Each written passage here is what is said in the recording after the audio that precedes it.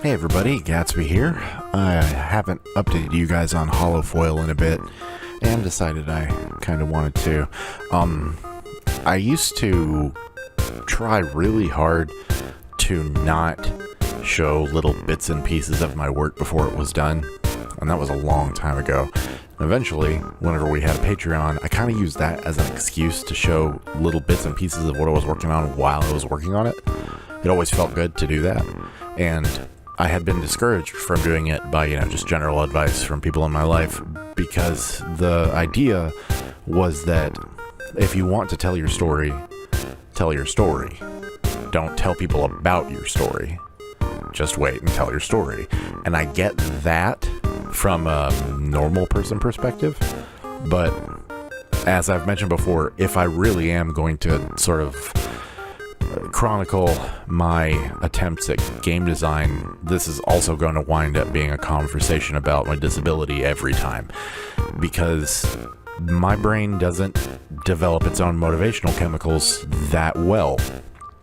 There have been a lot of times throughout my life whenever people will just talk about the satisfaction of a job well done, and I've only recently come to realize that that's perfectly normal to be something I don't understand at all.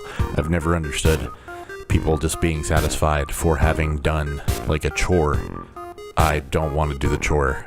I'm mildly relieved to no longer be doing the chore, but I am not necessarily satisfied by a job well done. Instead, I'm sort of addicted to the validation of others. So in my case, it might be best for me to show off my work in little bursts, because the work itself doesn't always encourage me to continue on. In fact, I can be working on something like this and then get really scared and sort of intimidated by the work ahead. And I'll tell myself, nobody's going to want to play this. This is stupid. This self-defeating language in my head that it's not my own. It's just sort of my brain trying to eat itself. So instead, I'm showing you some more shit. I don't really have a whole lot to show off. I just really wanted to show just a little bit of what I've got so far. Obviously, if you haven't seen the other video, the goal of this game is to imitate an original Pokemon Red and Blue aesthetic, but it is not a creature collector at all. It is just sort of I didn't know that that was gonna show up, so I apologize. Sort of a mystery RPG type thing with a little bit of a twist. So obviously there's something strange going on in terms of the way I handled those stairs. I think in this mode I will change it to where that is more of an instantaneous transformation. Likewise, obviously there's something strange going on here. And if you're not familiar with the game HOLLOWFOIL, it's because the game is not actually in 2D at all. It's in 3D. I've taken a lot of inspiration from both Fez and Link Between Worlds, in that I want to make a game where you switch between the two perspectives, and that is what most of the puzzles rely on. However, in the sort of narrative of this game, this world is a world that was once 3D and has been flattened, so that these people have forgotten what it was like to really conceive of their world in 3 dimensions.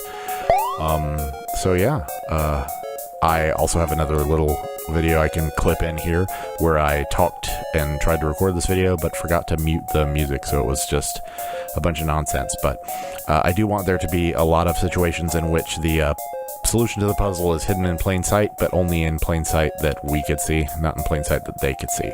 So as I mentioned in the other video, there are a lot of puzzles that are solved by getting really basic abilities that any ordinary person would have, but to a person in this world it's sort of a superpower. So the ability to see above yourself, to see a ledge leading into another room.